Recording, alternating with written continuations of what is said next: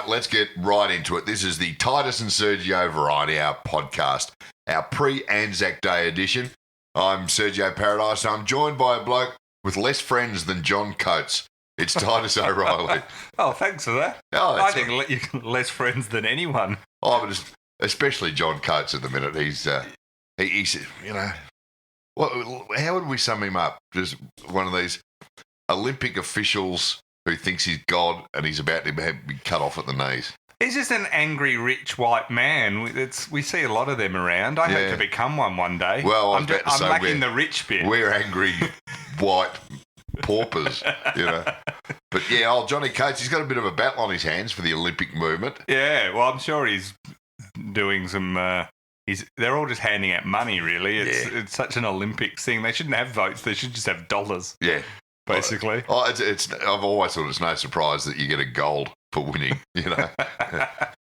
Now, we should thank John Stenzolt, who we had on Tuesday. He was fantastic. If you haven't heard that podcast yet, it was a more serious one. We didn't do a lot of, not a lot of jokes, but it was actually really fascinating because he does writes about the business of sport in the Australian Financial Review, and he went through all basically the money of sport in Australia, where all the different comps are, and we've had a lot of positive feedback about it, saying it was actually informative. It was actually... We promise not to do that too interesting often. And informative, and as I think you pointed out, setting a very dangerous precedent by talking to someone who knows what they're on about. I promise today's podcast will have none of that. We've had a few guests recently, but we're back to normal programming, and we've going to just have pure your questions and us talking nonsense today. So some people might not want that, but anyway, I want to thank our supporters up front. I sent out a huge amount of mugs and T-shirts over the last week of people who have supported. Our supporters enable us to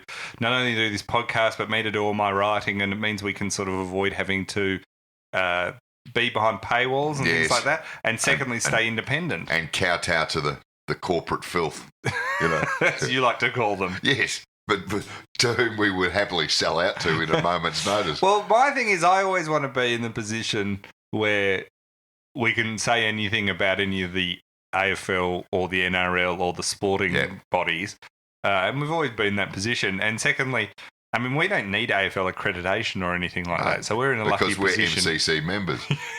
And also they would never give it to us. As if they'd let us on the ground. So thank you again to our supporters. We do very much appreciate it. You can become a supporter.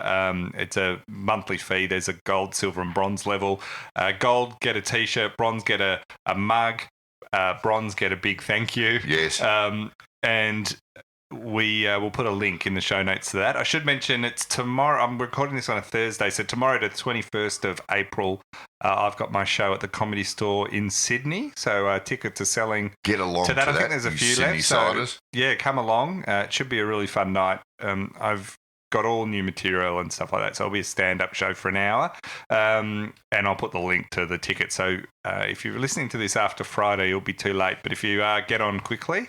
Now, we had on Tuesday, we had John on, so we haven't really wrapped up the round. But there's a few, round four. There's a few round four, but we should also just talk about. There's a few things that have come out of basically the first opening 4 rounds. Yeah. We're a month in. One is some terrible starts. So Sydney have had a terrible start. Yes, they have had their worst start since 1993. Right. And I was saying this week. That is the year they first started building the first Collins class submarine went out to sea. That's how long ago that is. And now Hawthorn operate about as well as a Collins class. Sydney operate about as well as a Collins class submarine. We've almost got them working. Yeah, the almost. Collins class. But that's how long it's been. 1993. There'd be people listening to this who weren't born when the Swans were last this bad. Oh, exactly. I mean, it's not just the Swans. North, like nobody really expected North to be any great shakes this year, but you still probably wouldn't have picked them for 0-4. I don't know. I kind of think North have kind of been unlucky in a few games. Yeah, that's what I'm saying. 0-4 seems to be harsh for North. Although they're really just continuing on their form for the second half of last season. That's true.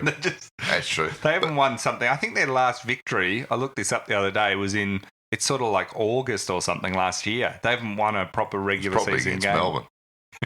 Probably no, I don't think it was. Well, what about the Hawks? This is the one. Well, no team's fall has been enjoyed by so many. I thought Fremantle last year's fall, a lot of people enjoyed that one against Ross Lyon, but this is even bigger. This is crazy how much people have enjoyed it.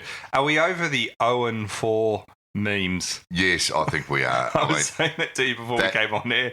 But that 0-4 joke with Hawthorn, I think it's pretty much been done by everyone. What now. I love is when someone sends it to you like it's a new joke. Yeah. Like they go, the first one who's ever thought of it. And you go, hang on. 5 seconds on the social media will bring up about 30 of those. The Hawthorn have just... that is amazing how bad they've become so quickly. Watching the last quarter on Monday, I thought, given how successful and how fantastic they've been over the last 10, 15 years, Hawthorn, to see Hawthorn supporters walking out of the game before it ended, I thought, gee, that's a tough crowd. That is a really tough crowd. You've won 4 premierships in like 6 years, and now they've started to go bad. And you're walking out of the ground. Well, a friend of mine who's a massive Hawthorn supporter says he's so depressed he's cancelled his pet membership as well this year. His dog put him in the microwave. Even his dogs. So it is very sad. Now, Carlos Spencer writes in, putting aside 4 premierships, 6 consecutive top 4 finishes and an overall winning record, is Alistair Clarkson the worst coach in the AFL? Oh, clearly. Clearly. One thing that I do enjoy about our media, I don't know if we're really colleagues. Technically, I guess we're in the media, but I have enjoyed how the serious calls that it's time to get rid of Clarkson. And you're like, seriously, that's their strength at the moment. Why would you get rid of Clarkson? This is my whole point, is that when you're going bad, that's when you need a really good coach. It's not when you're winning every week. You or I could coach the team when they're on fire and are unbeatable. But in any sport, when you're struggling, that's when you probably need a really good coach. And you'd be hard-pressed to say that Clarkson hasn't been the best coach over the last and hasn't done 15 rebuild. years. And unlike Ross Lyon, has built a side from being terrible to being good. And that doesn't come easily because, yes, they had a lot of talent injected into that side, and you get a Hodge and you get the Mitchells and the Roughheads and all those guys Buddy Franklin even at the start and all that. And that makes it easier in some ways. But you've seen with Gold Coast, it doesn't instantly lead to success. No guarantee. Yeah. So, the idea that he's suddenly done and terrible. And I just love Jeff Kennett coming out the other day and going, it's obviously time to move on. Clarkson's like, if we'd listened to you, you'd have 2 or 3 less premierships than you do now. Because, at what point did Kennett want to sack Clark? It was early in his first season, wasn't it? Oh, no, it was earlier on, but even after the first premiership. Yeah, that's right. When they run the unlikely premiership, was it 2008, I'm thinking? Yeah, it was 08. And then they didn't for a few years. And Clark, in that stage, remember he at one point said they should demote Clarkson to the VFL. I mean, this is like to the Box Hill Hawks. I mean, Kennett is the biggest. He just reacts. Talk about thin-skinned. He reacts like he's the biggest panic merchant. Well, Jeff, he's like it. He's made the call about our mate John Coates too. He's been saying it for years. Kennett's been saying, if you stay in a leadership role for more than X number of years, your time's there. You can do no more. You should get out. But he's been carrying on like that ever since he lost the unlosable election. Well, that's why he does it, right? Exactly. Because he's making out like it was a good thing that he lost an election he should have never lost. I mean, so I don't think Jeff's someone who learns from his mistakes. Tim wrote in, it's been 31 games now since Hawthorn won a flag. Is this a rebuild? I congratulate Tim for counting the actual games. Well, it's not like he's had to. I mean, it's not like he's had to count the amount of games since Melbourne last won a grand final. It's only 30. He's only had to count to 31. Not enough numbers on your calculator for that. But it is. Look, this sort of had to happen. I think the biggest problem with Hawthorn, which is hardly a great insight, is how do they rebuild? St Kilda's got their number 1 draft pick. They got nothing for Mitchell and and Lewis, that was an own goal. I mean, I don't think that having Mitchell and Lewis there would instantly fix all their problems, but it would at least have some. I mean, it's obvious to me that some of those players there are not happy about what happened. There are issues there. And your elite players like your Sam Mitchell and Lewis, while they wouldn't have turned it right around, you can clearly see now that, excuse me, that a lot of their mid-range players who are really handy in a really good side are not standing up. Your Strattons and these guys and Shields and even your stars like Rioli and Gunston can't get their hands on the footy at the minute. But this is the thing I've said always about AFL that the media seem to forget, right, is AFL, because of the nature of the size of the field and the fact there's 18 players on each side, plus the bench is so important these days with rotations, is a good... even the very best players look ordinary in a bad side, and even the ordinary players look amazing in a good side. Like when a team's working well as a team and is a good team, but everyone looks amazing, and people say, "Gee, they're all amazing." And then the minute some of that starts to be lost, everyone goes, "Oh, maybe he wasn't that good." And it's like, no, it's such a team sport. And it's like the speed when a team is on top, in a game. They say, "Geez, they look quick today," and the other team. Oh, the Hawks, geez, they're slow now. Yeah. They're slow. Oh, look, Sam Mitchell couldn't run, from here to the milk bar and back. And Jordan Lewis was never renowned for his leg speed.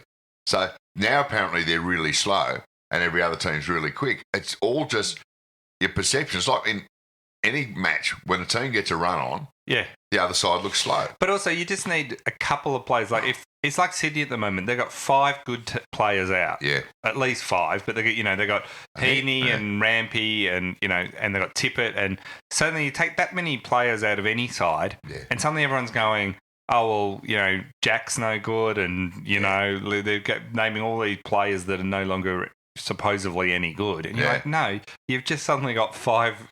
That's all you need to become bad in the AFL these days, because it is a tight competition. Oh, exactly. You just need... Look at how badly Melbourne went with Lewis and Hogan out. Yeah, Hogan.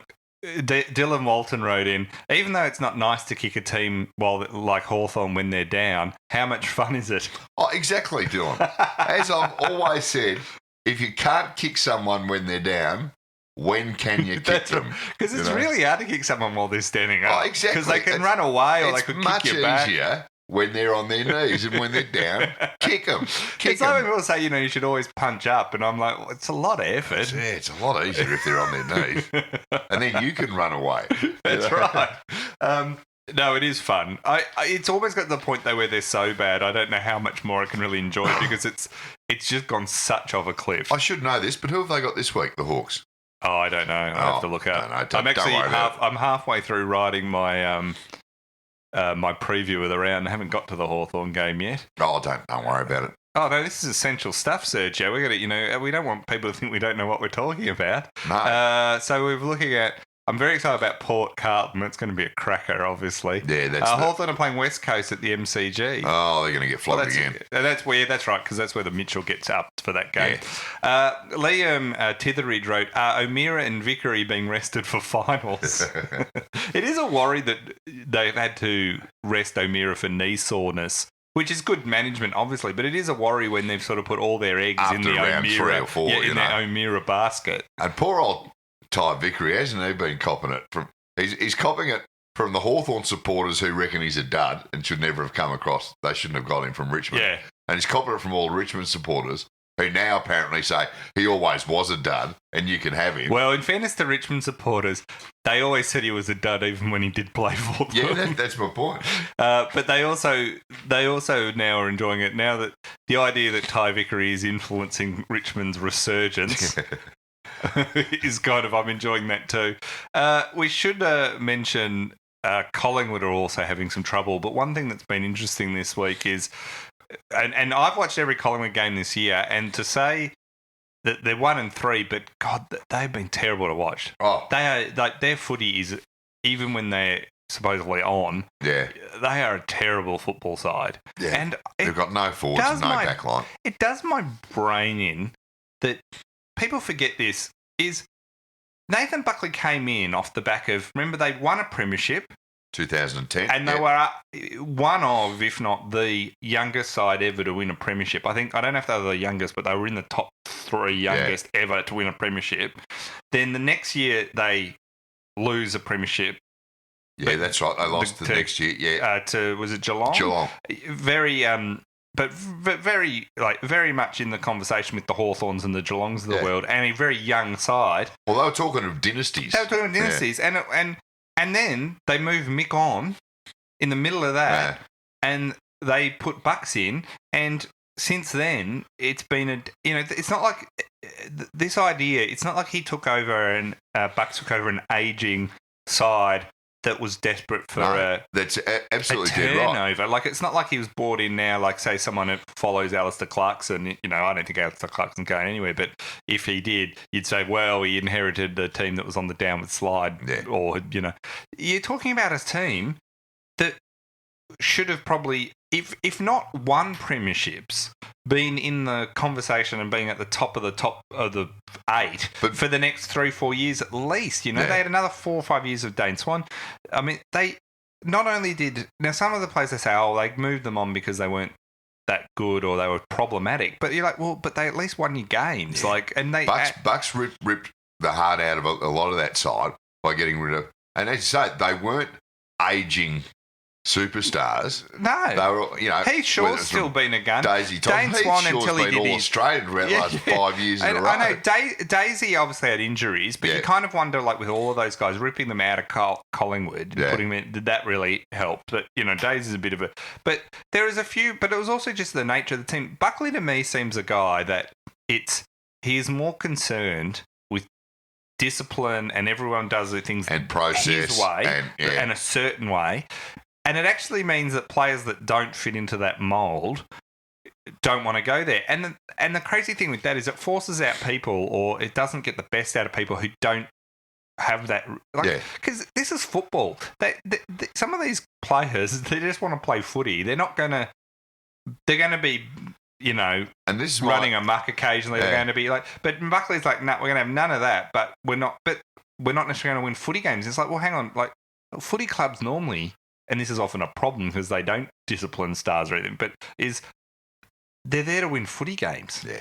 I mean, that's what they're there to do. They're not there to be like model citizens to the world. Now, I'm not saying that gives them carte blanche to go out and be horrible to people or do criminal acts or do... But the idea that this rigidity and one size fits all for all players, that's where I think coaches run into trouble. Like, the best coaches know that different methods need to be applied to each of the different players, and Buckley doesn't seem to be able to do that. That one-size-fits-all style of coaching. It doesn't work in any management job. But that went out years ago. And again, Bucks is one of these guys who, when he was a player, he was a star player. He needed no extra motivation. He would do the extra and stuff like that. I don't think he quite understands that Swanee would be the perfect example. Well, he was the perfect counter to what Buckley was. Yeah, where exactly. He needed to go and blow it. Like, some of his best games were when he'd been out drinking 6 days before. So Bucks would have absolutely no comprehension as to why anyone would do happened. that, but he got away with it. Bucks, when he was assist. Remember when Swan got like 41 possessions and kicked 3 goals against the Eagles in a semi-final, I think it was. He'd been caught drinking when there was a drinking ban 6 days before. Still, and Bucks didn't want to play him in that game. And he went on and kicked the ceiling goal and played the best. And so Bucks would have cut off his nose to spite his face. But Mick said, I'm not happy with you, but I'm not going to ruin the chance of the team winning. And it was a drinking ban. It wasn't like he killed anyone in that particular instance. He just had a few drinks 6 days. 6 days out. It's like... It was a 6-day turnaround. I mean, you can't have a bender and be ready to play a game of footy after 6 days. But anyway... The other thing about Collingwood at the minute too, and you'll probably get to it, is that there seems to be... A lot of the players are sort of speaking out about the club and the team and their performance in the team. Yeah. Firstly, it was Jeremy Howe reckons they're full of passengers. Yeah, he said a lot of players are just coming in and out and coasting. And then Mason Cox said the same thing. No, sorry, he didn't. It was Brodie Grundy. Yeah. Said it was Grundy's come out. Well, Grundy's been one of their better players, actually. But I mean, Jeremy Howe. I know Jeremy Howe's been pretty good for, like, some Collingwood supporters will say, Jeremy Howe's been pretty good, but Jeremy Howe's career hasn't been one of, like, full-on dominance. I mean, I've seen that Jeremy Howe, he's not consistent. He's hardly consistent. But once players start coming out publicly bagging their teammates, it's never a good look. And to have it from two players in a matter of days is not a good look. The thing about this is, and the club won't admit this because the individual is involved, and the media always acts like, this is the thing when Collingwood lost again. I was like, they're going to do the whole Cam Buckley coach thing again. Yeah. We've had 6 years. We know he can't coach. Like, there's no... Like, as we said, he's taken a really good side to being a beyond average side, and he's had 6 years of it, and everyone's going, can he coach? The jury's still out. Jared Waitley's saying, let's give him 2 years more and all that. I'm like... Am I taking crazy pills here? Like, even Collingwood supporters know this now, even though loved Bucks as a player, might even love him as a person, but he can't coach. I mean, this has been proven beyond comprehension. Matt Cerrone said, when will the Collingwood passengers realise that Jeremy Howe's occasional speckies are the lifeblood of the team? Oh. That sums up our... Yeah, fair enough. But the transition was a mistake, just to finish my previous thought. The transition was a mistake, not just in hindsight. At the time, it was seen as weird and crazy and foolish. Even just the timing of it, like they were like, give Maldas another 2 or 3 years. Like, let him see this phase out. To the point where the players, it's been revealed several times now, the players went to Mick and said, "We're not happy. We want you to stay on." So we say now that Bucks was set up to fail from the start because the players was right didn't want all along. Mick was right all along. But I think Mick was right all along. I mean, why would you get rid of a coach that had just coached you to a premiership and think on the... Like, in footy, you ride it till it's obviously over. And the thing here is they gave Mick less time than they've given Buckley here. Like, if Buckley they've held on with worse results for 6 years, Mick, he was... what more could he have done? Like, the idea that he might one day fall off a cliff. Like, he never worked at Carlton, and that was, That was never going to be the case. But that was a completely different thing. But at Collingwood, he had the trust of those players. Those players wanted him to stay, and they moved him on. And we keep debating this thing. The whisper around footy circles at the time was that winning the premiership sort of threw the whole transition thing because... Well, it did. They weren't expecting to win a flag, and it was going to be an easy transition to, we'll give it to Bucks and the favoured son will take us to a premiership. And then when Mick won the 2010 flag, it was like, But see, those transitions never worked. The only time it's ever worked was Paul Roos to Longmire, but that was led by Paul Roos. That was Paul Roos to Simon Goodwin, perhaps. Yeah, but that was because Paul Roos was like, I'm here for the money. Yeah. I'm doing a job. And Paul Roos is a unique individual in that case, and good on him. Like, at least he knew... he was clear and he articulated it. But they're the only times that these things... You can't do it against someone's will. Like, it doesn't work like that. Next year, when new Collingwood coach Paul Roos, he will probably coach Collingwood next year. And again, it'll be a 3-year deal, and then he'll get out and he'll cash up and he'll buy himself another house in Malibu. And away we go. And he never seems to be in Hawaii. The people keep pointing out he has the house in Hawaii. We can't even talk about footy at the moment without talking about the umpiring. Oh, it's feeding him. It's all over the joint, isn't it? It's pretty bad. Oh, I'm going to say very clearly that I don't blame the umpires. No. To me, the umpires are like call centre staff who are the sort of the public face. I know call centre doesn't have a face, but they're sort of the front line to the public.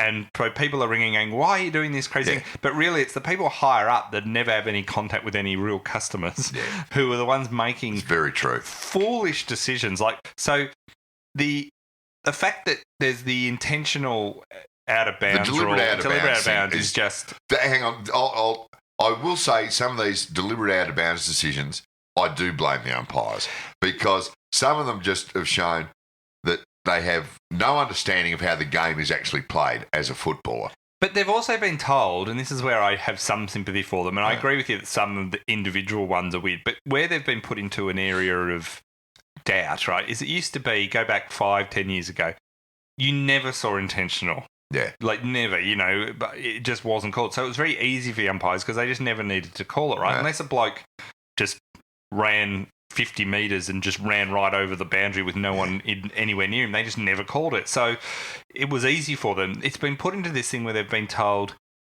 call it a lot and err on the side of calling it. And they have to interpret what the players are thinking. So but they've been told, we'll be watching to make sure you do actually call it regularly and err on the side of calling it even if it's potentially not. So that's where they've been put in that zone. So no wonder a few of them are kind of going, no, that was borderline. In the split second of the moment, they're going, I think that was borderline. Well, I'll call it because that's what I've been told to do. And that's where it's been put in their minds to just, And then with the AFL come out every time there's a contentious one and Justin say it was right. Oh. They're never wrong. They've never, ever been wrong. Never been wrong. Anything. Ever. Also, the other one is the deliberate rush behind. Yeah. That's had some terrible ones, and that's once again been put into the zone of, they've been once again, it's on interpretation. Yeah. You're setting up, there's too much that's just open to interpretation. Exactly. Let me ask you, what about the third man up? This one has been driving people nuts. Well, this is one where I think this was not a problem when you think about it for 150 years of the game. Exactly. No one had any problem with that. Now, suddenly a few people started to go third man up and all that. And there were some other tactics of blocking from various teams and stuff. But they were minor examples. And also, I believe clubs were adjusting and starting to run blocks on players trying to go third man up and trying to do different things, right? Now, in trying to fix what was a minor problem, and I do get that there was a bit of an issue where, ruckmen were getting jumped into a lot, right? Yeah.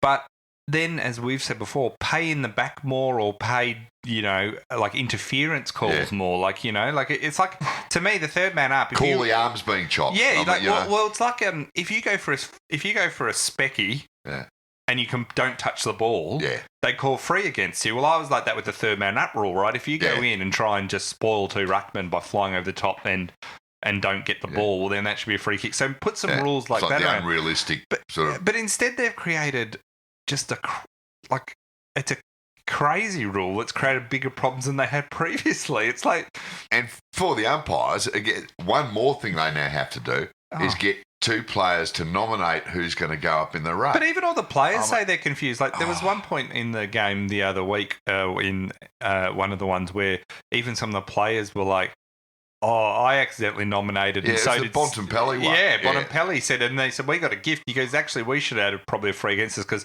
he said, I nominated and so did another of my teammates. And the umpires just didn't really notice that I'd nominated and then gave a free against the other guy. And he's like, well, he said it was a gift. Yeah. So there's all these things coming in that are just, the solution is worse than the...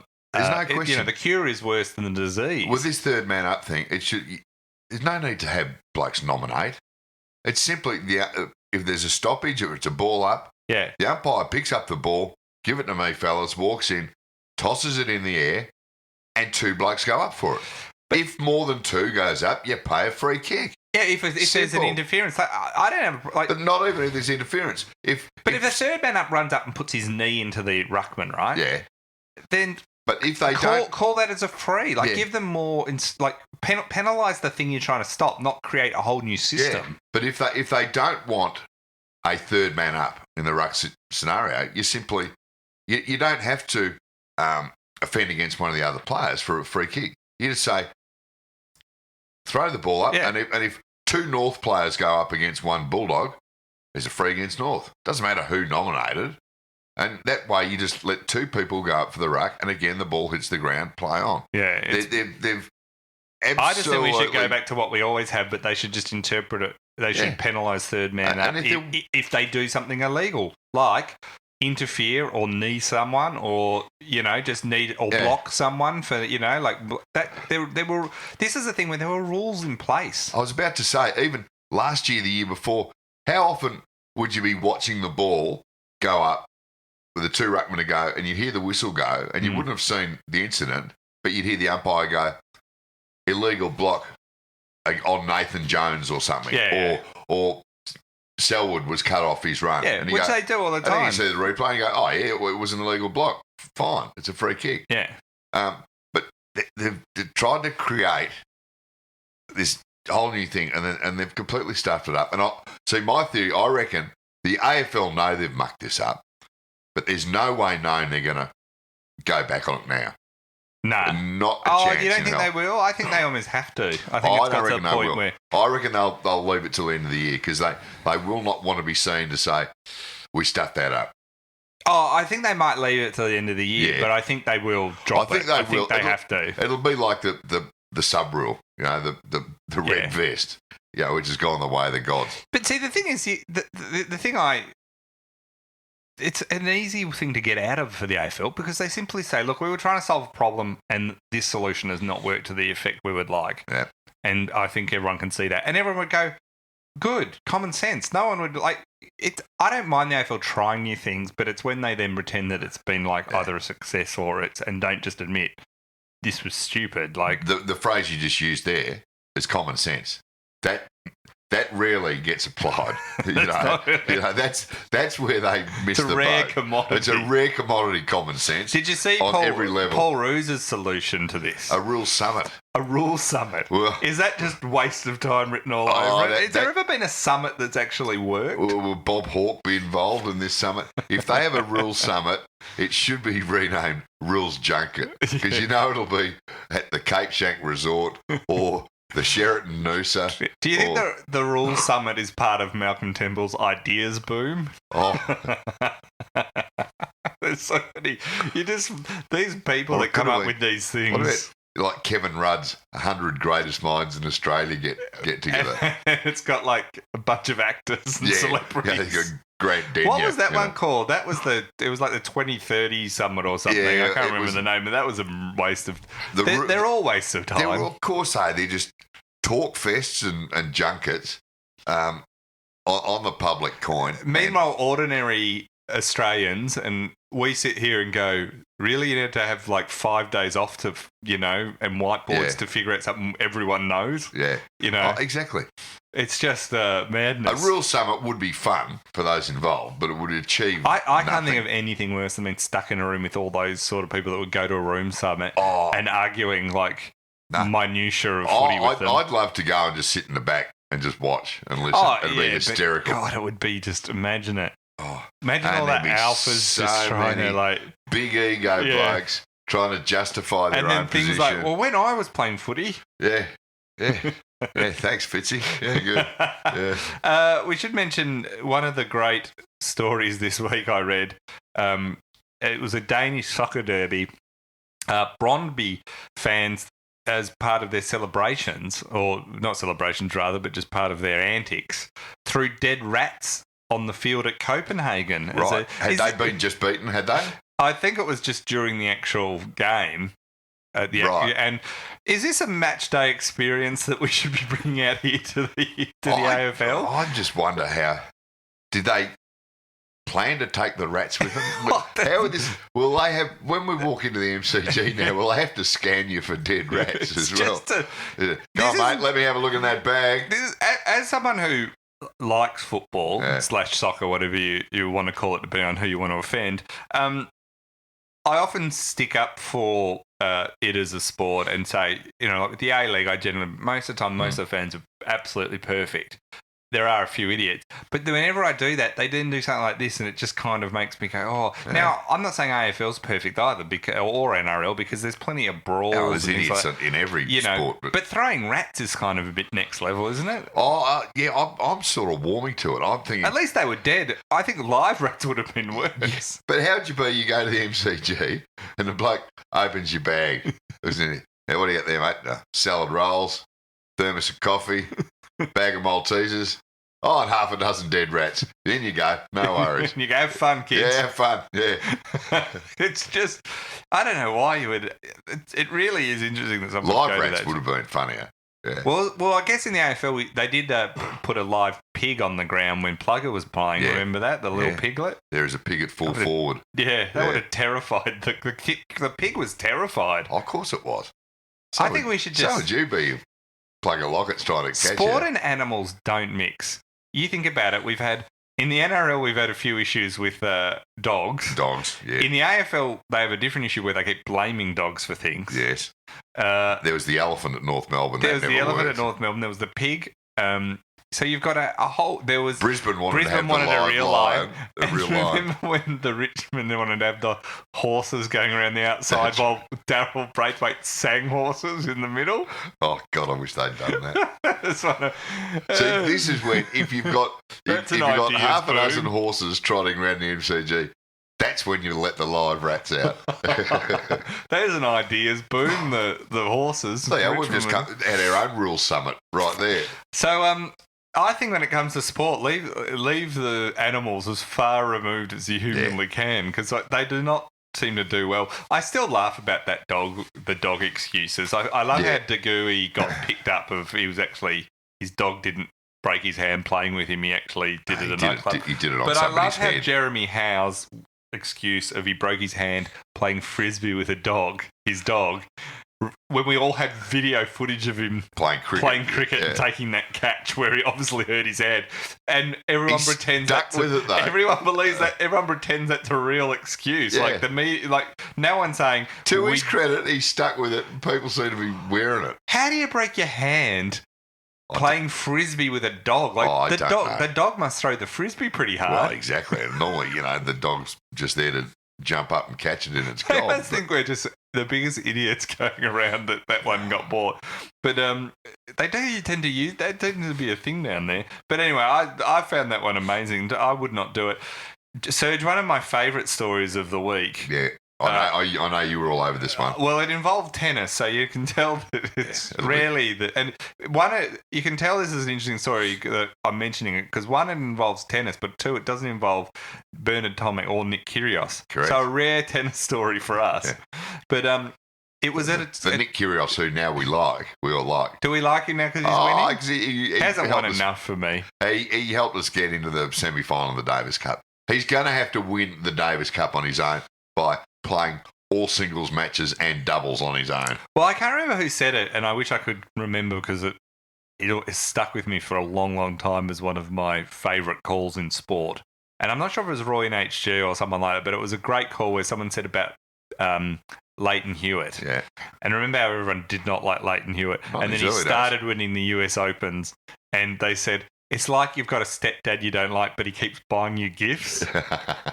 And that's what I feel about Leighton Hewitt. It was like, you don't really like him, but he's like, oh, he did just get me another US Open. Yeah. And I kind of feel like that's where Kyrgios is on the cusp of, where we will never really like him. No, he'll never be our real dad. He's not the Pat Rafter. But Pat Rafter he's your Daryl Kerrigan of tennis. Right. He's your good bloke. People just like him, and he didn't do anything that was made us ashamed of who we were. Yeah. But anyway, this is a tennis story. We digress. This is at the ATP Challenger Tour in Florida. So this is a satellite game. Yeah. It's not a huge tournament. And there were two players playing, Francis Tiafoe and Mitchell Kruger were the two players. Jeez, a lot of Mitchells. Yeah. They were serving in the second set, and there's a video of this, which you've almost got to watch because it's hilarious just hearing the commentators. But anyway, they hear this noise sort of echoes across the court, and it's a very small crowd. It must have been like 200 people tops, right? And the commentators say, oh, well, it seems that someone's phone has made some noise, and it seems like it's an adult video. And so the players on court are laughing. So the crowd start laughing. They're thinking that somebody's watching some porn on their phone. That's right. And the audio's been picked up. And then it seems to stop. So everyone laughs, and the crowd's got all nervous looks but laughing, and the players stop for a second and have a bit of a laugh. Anyway, then it seems that the person has fixed their phone, turned it off in embarrassment, and it resumes. We can get back on with the tennis. So anyway, then after it, so the commentators in that true American tennis commentary style are sort of saying, what they said, well, that is the most bizarre situation. This was the commentator. I don't know how to put this, folks, but somebody's phone is going off in the stands, and it was an adult video. And then it goes on for another couple of minutes where the sound stops. So they're going, well, that is one for the books, a first for me and all this, So everyone gets back to normal. And anyway, it starts up again. The noise starts up again, louder, and keeps going and doesn't stop. So the players lose it on the court. They cut to the crowd, the crowd are in stitches. There's this mum with her 8-year-old son, looked about 8 years old. She's laughing but telling him to put his hands on his ears, and you can just hear this moaning just echoing out across the whole And it's the sort of moaning that it's very clear what's happening. It's very clear what's going on. A couple of people are having a bit of fun. Right. And they're all looking around. The commentators start getting flustered, going, I do not think that's a phone. Right. And so where were they? So it keeps going. And it turns out suddenly everyone realises, and the commentator says, no, that's not a phone. That's an apartment across the lake. And then he says, oh, my God. And so you can just... The couple are oblivious that their lovemaking is just echoing. And they are really going for it. And it's echoing across the lake that this is next to. Fantastic. And they can... Because it's not a big crowd, they can all hear it. And so the crowd are losing it. The guy is serving, which is a TFO.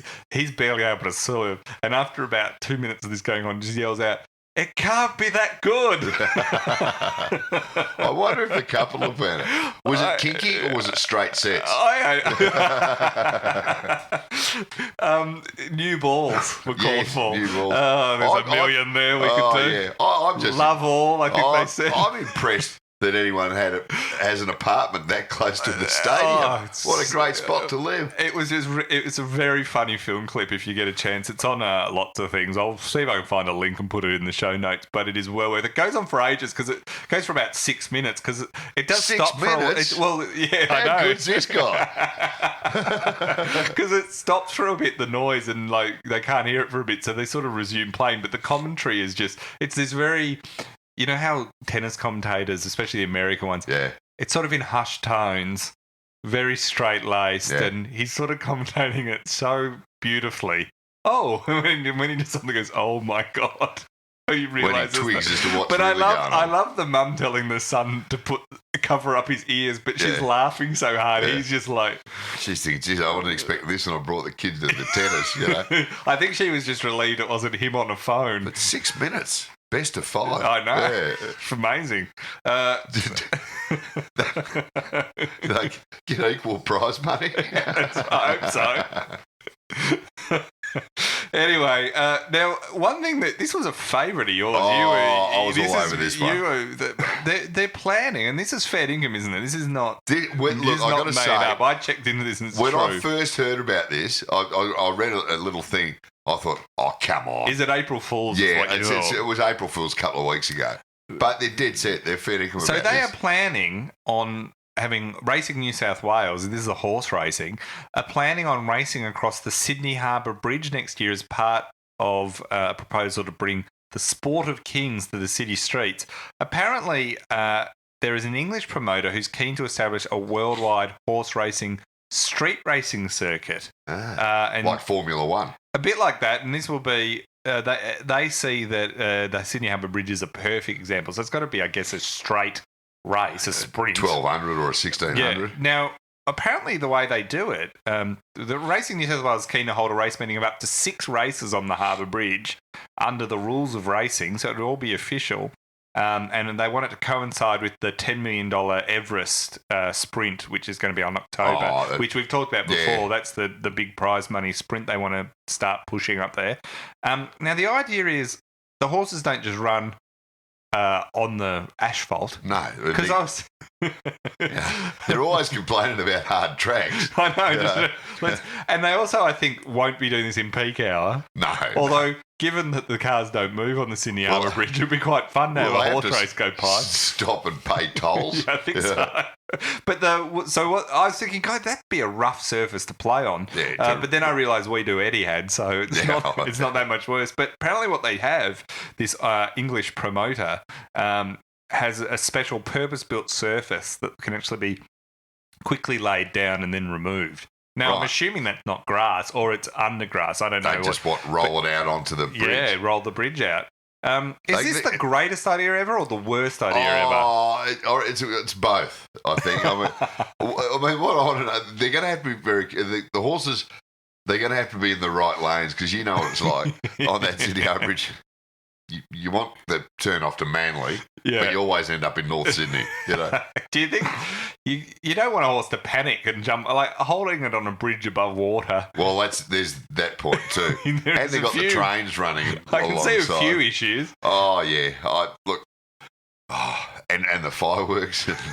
It would be amazing, though. Oh, but it would. The whole of Sydney would come to a screaming halt, which is not a bad thing. I mean, who cares? Would they notice? It's pretty much like that most of the time. But gee, you could just imagine. I guess from a TV point of view and a marketing point of view, they would have the cameras, the big sweeping shots of the Opera House and down over the bridge. And I don't know. I can't see it working myself. They could do it over the Westgate Bridge. Yeah, that's got a bit of a hill. Very curvy and a hill. The hill, you know. There's not really an iconic road you could do it in Melbourne like that.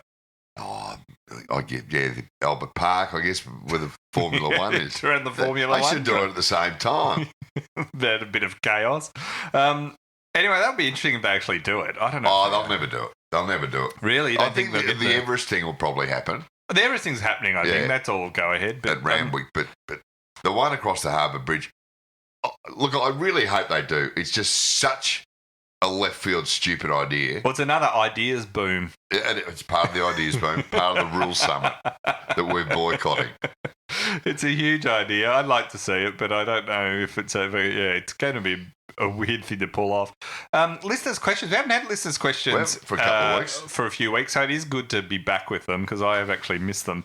Zucchini Zach has written in, and this was in regards to me calling for questions. And as we all know, the best question gets a T-shirt each week. And we must remember to announce who would. This is on Twitter. He said, "Do I need to nominate myself to be the nominated tweeter before competing in the tweet contest?" Good we need to bring in more rules. Zach. It's too easy at the moment. Just send in your question and we get the best one. Yeah, I think we need to have. You should have to nominate the third man up. Be seconded.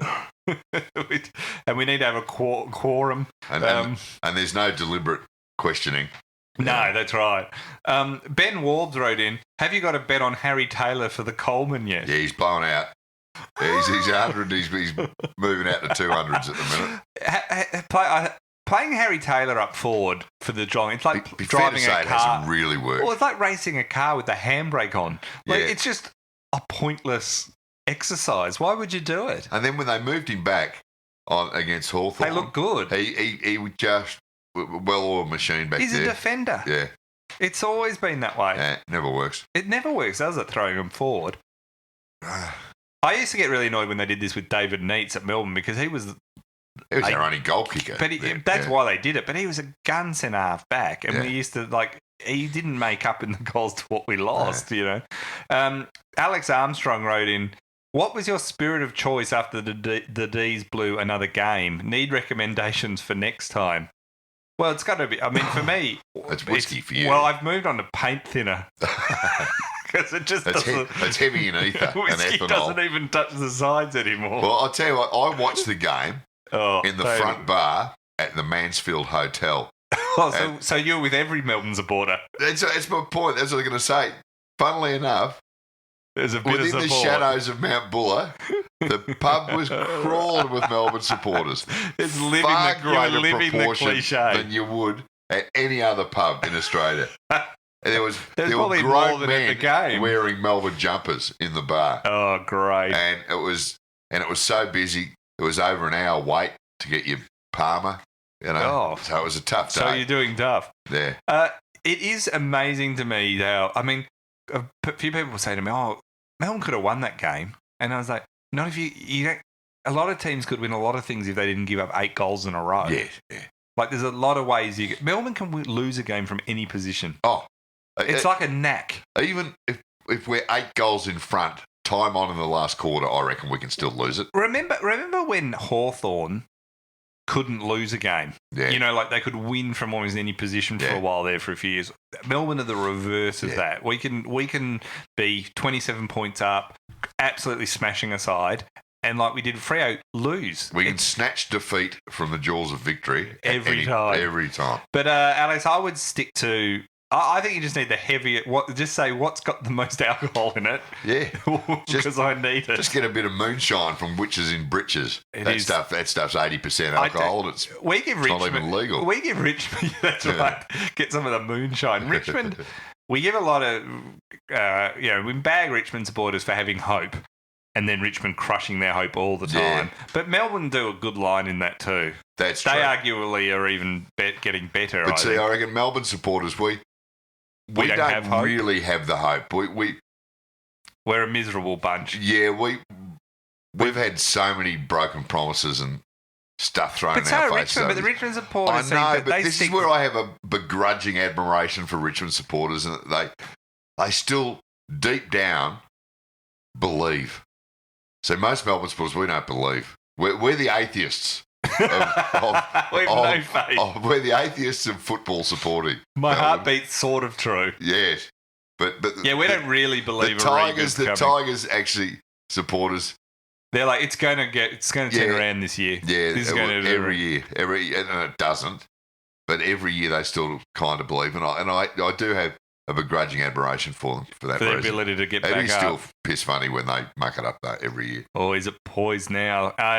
Dan Saracino wrote in, will Richmond strong start to the season, with Richmond's strong start to the season, shouldn't the AFL give them automatic qualification to the grand final? I think there's a few Tigers fans that would like that. Absolutely. Do you think they're the real deal, or do you think that they've just not played anyone? Oh, we'll find out Monday night when they play Melbourne whether they're the real deal or They'll not. beat Melbourne, I reckon. If Melbourne are... Yeah.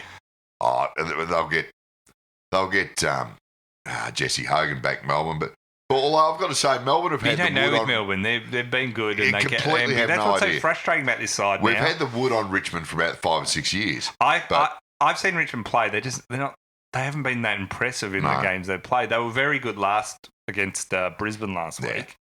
So I credit there. And I'm not saying they're terrible. It's hard. They're just impossible to judge. They've been pretty consistent over the 4 quarters, and that is a problem for Melbourne. I think they're better than they were last year. Yeah. You just don't know how much of this is. Yeah.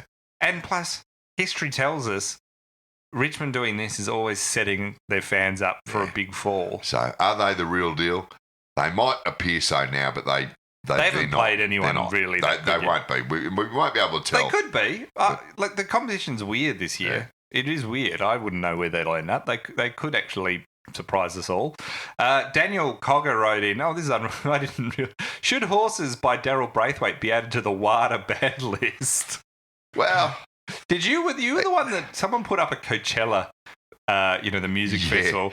You put up one, I think, that had all these Aussie acts. But someone did another one, and on each day, because it's a 3-day festival, it just had Daryl Braithwaite playing Horses for 12 hours.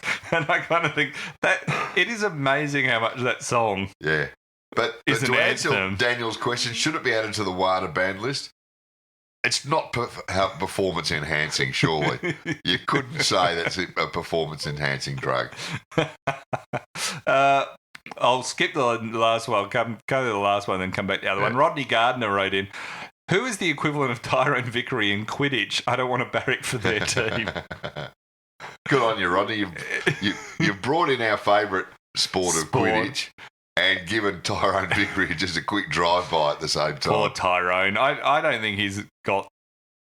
Whether he's a good player or not is a different thing, but... He's copping far more blame for influence than is humanly possible. He's not as good or as bad as anyone makes out, old Ty. People, look, people who don't mark or kick goals at a forwards get a bit of heat. Oh, that's true. That's true. When you're 6'5" and you can't kick a goal or take a mark, it doesn't help your cause, I'll grant you that. Now, last question. This is for our old friend Rhombus Isotape. Yeah, looking forward to seeing you in Adelaide, Rhombus, by the way.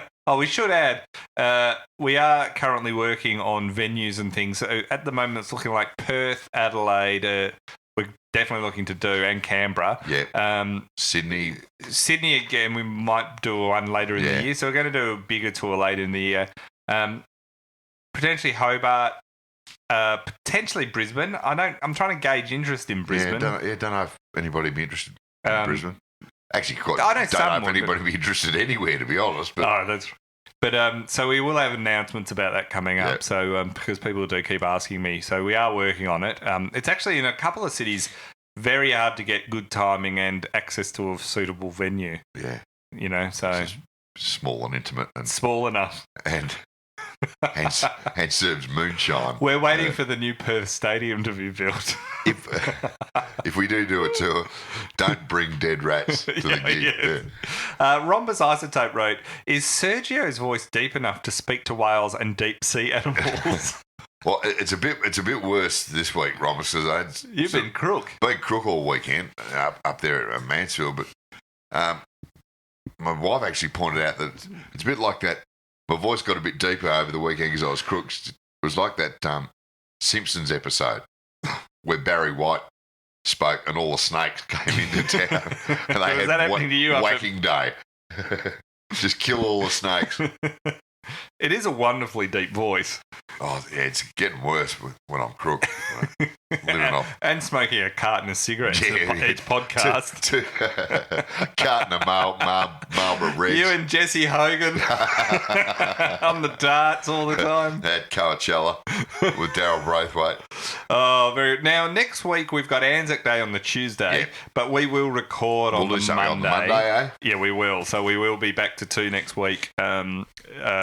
Now that we're getting through, it's public holiday crazy this time of year. It's ridiculous. It's ridiculous.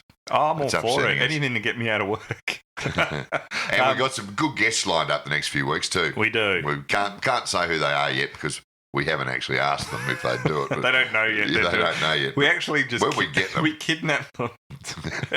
That's the way we get them. We keep them in a little underground chamber like an Austrian family. You know.